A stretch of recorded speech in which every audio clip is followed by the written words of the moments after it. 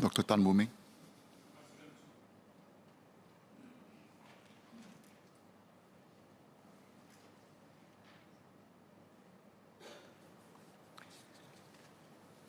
Companies are required to report their employees' injuries at the Ministry of Manpower to facilitate expeditious processing of work injury compensation claims and ensure that the injured employees receive the necessary compensation. Platform workers are currently not covered by mandatory work injury compensation requirements, so platform work injury data is not reported to the Ministry. The government has accepted recommendations by the Advisory Committee on Platform Workers, including strengthening financial protection in case of work injury. Upon implementation of the work injury compensation framework for platform workers, the reporting of work injuries for platform workers will be mandated. Dr. Tan.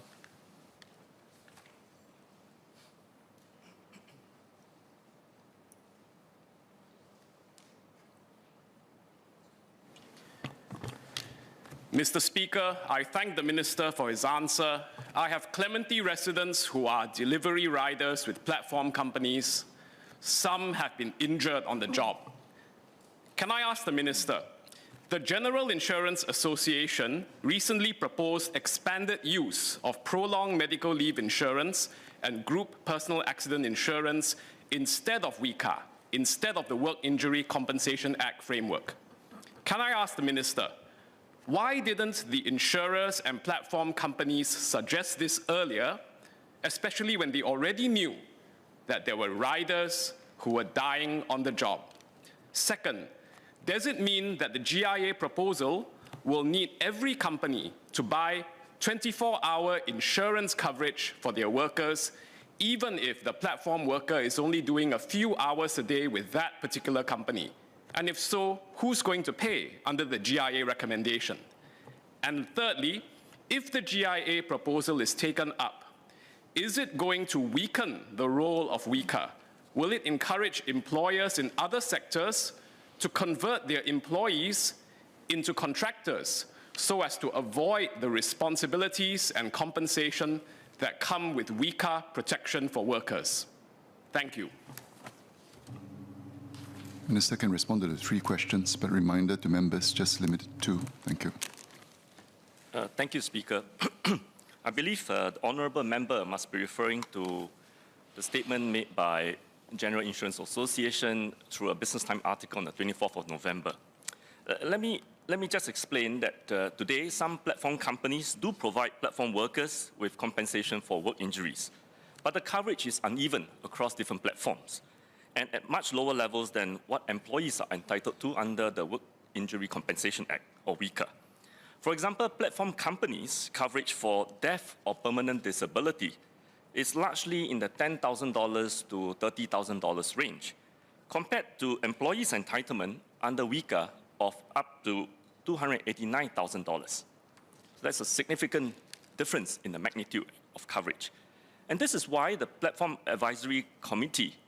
Workers Advisory Committee recommended requiring platform companies to provide the same scope and level of work injury compensation as employees' entitlement under WICA. This recommendation is both fair to the employers and to the platform workers, and employers meaning the platform companies. It is fair to platform workers because they receive the same work injury compensation protection as other workers exposed to the same job risks, such as employees in related sectors like logistics. It is fair to platform companies because they only need to cover platform workers if they are injured in the course of work. If, for example, the platform worker was injured while running personal errands, the platform company is not responsible to provide compensation. This is no different from employers' responsibility towards their employees under WICA and ensures a level playing field across different companies. On the other hand, the General Insurance Association, or GIA, has suggested requiring companies to purchase prolonged medical leave insurance and group personal accident insurance in place of WICA. Such insurance policies provide 24/7 coverage and compensation regardless of whether an injury happened in the course of work.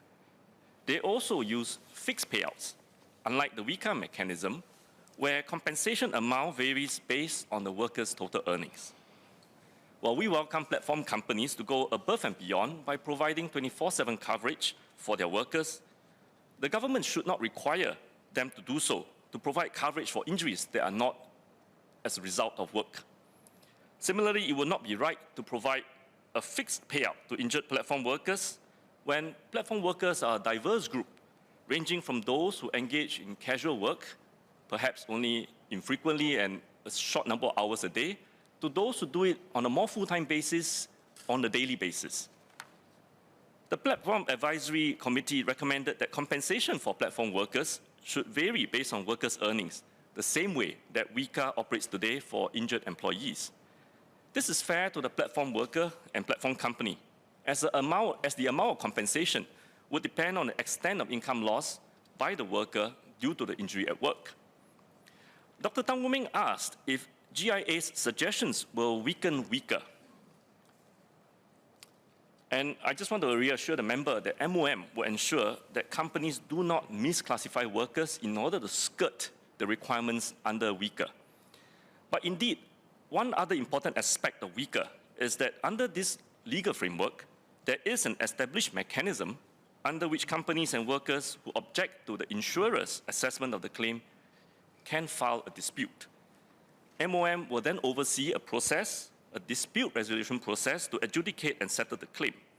This ensures that claims are resolved fairly in accordance with the WICA framework without prejudice to the company or the worker. GIA's suggestion of using only existing prolonged medical leave insurance or group personal accident insurance in place of WICA would relegate this to a private insurance policy whose terms and conditions are dictated by the insurer without a clear mechanism to adjudicate disputes. I appreciate why insurers would want more flexibility in how they compensate claims. But to ensure fairness to workers and companies, I do not think we should be leaving it to insurers to be the final arbiter of any disputes in work injury claims. There could well be a conflict of interest in such a scenario.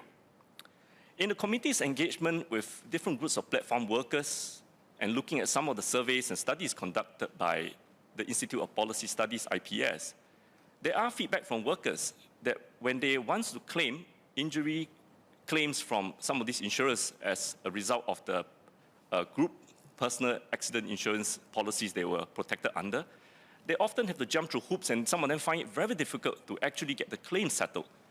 There were some who told us that they gave up filing claims because it was so onerous and they had no place to turn to. In our engagements with insurers, we were also told that offering prolonged medical leave insurance and group personal accident insurance at the same level of coverage as WICA would result in higher insurance premiums for platform companies compared to an insurance policy based on the committee's recommended approach. This is not surprising, since the scope of coverage for these policies is much wider on a 24/7 basis. Thus, GIA's suggestions would result in higher business costs to platform companies, especially since regardless of the type of insurance, platform companies will need to purchase insurance that covers all platform workers. And this includes precisely the group that Dr. Tan said, those who do only 1 hour work a day on the platform. And GIA's statement is in contrary to what insurers have advised the committee. GIA also suggested that platform workers could rely on MediShield Life coverage for medical expenses due to work injury. Again, let me reiterate the principle that platform workers should receive the same level of coverage for work injury compensation as employees. Now, given that employees are covered for up to $45,000 in medical expenses for work injuries by their employers, there is no reason why platform workers should have to rely on MediShield Life, which they pay for using their own MediSave, and consequently pay part of the medical bills using their MediSave or out-of-pocket cash if they suffer a work injury. GIA's suggestion is essentially asking platform workers to pay for their own medical expenses. For these reasons, GIA's proposal is not a viable alternative to the Advisory Committee's recommendation of requiring platform companies to provide the same scope and level of compensation as employees under WICA. It will lead to either an unsustainable premiums for platform companies or work injury compensation for platform workers that are far below the level of entitlement by employees under WICA. But I note that the Business Times article, which the member probably referred to, that was published on the 24th of November, stated that GIA Chief Executive Officer, Mr. Ho Kai Wing, said, and I quote, GIA members firmly believe financial protection for platform workers can be efficiently achieved through the existing solutions compared to the WICA-based solution, unquote. That is the crux of the supplementary question asked by the Honorable Dr. Tan Wu Meng. And that is, if it was so viable, why didn't the insurers and the platform companies suggest this earlier when there were workers who were injured or suffered death while on the job? Our discussions with insurers showed it was not possible to do so in a cost-effective way. But given the confidence that GIA has on the efficiency of existing products and policies that they have, and the public statements by various platform companies that platform workers deserve protection for injuries incurred in the course of their work, I would suggest that GIA members work closely with platform companies to offer financial protection and compensation for these workers at the level of WICA as soon as possible, by the first quarter of next year, hopefully, using their existing products while maintaining the cost of premiums at parity with WICA insurance products. This will provide better coverage for the workers in the interim and keep costs manageable for platform companies and consumers while we work on the implementation details of WICA for this group of workers by the end of 2024.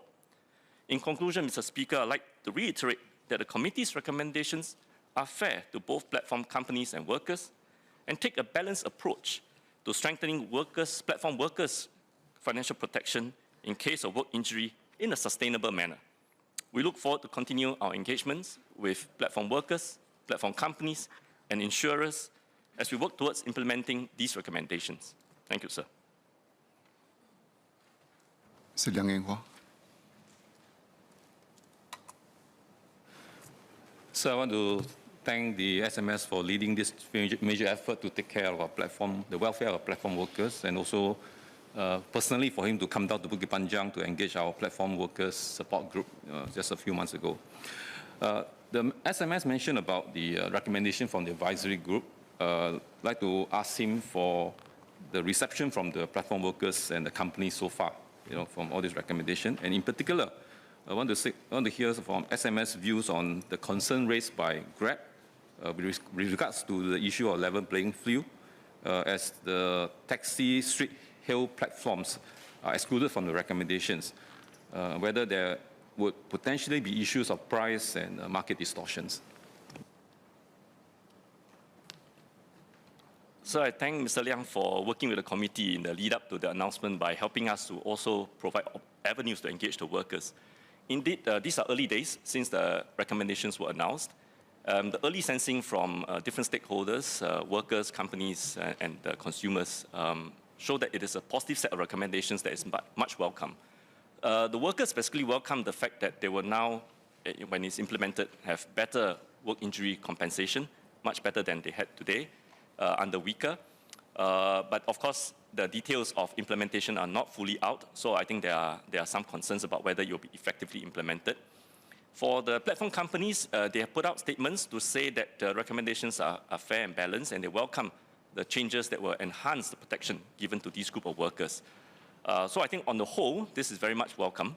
Our surveys before the release also showed that consumers in various surveys, between 70 to 90%, are prepared to pay up to 10% more in prices to make sure that these workers have the adequate protection, so long as the price increase that they pay for goes directly to helping these workers address their income retirement, their retirement adequacy, as well as their ability to have housing adequacy.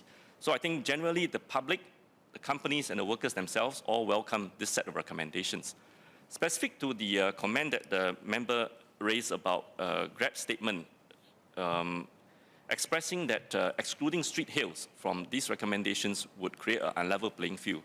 I would say that, in fact, including street hail into this recommendation would cause an uneven playing field instead. The simple reason is that street hail taxis actually work on a different business model as opposed to a platform model, because in the street hail model, the taxi driver essentially is renting the taxi from the taxi companies. The taxi driver decides how he wants to pick up passengers, where he wants to pick up.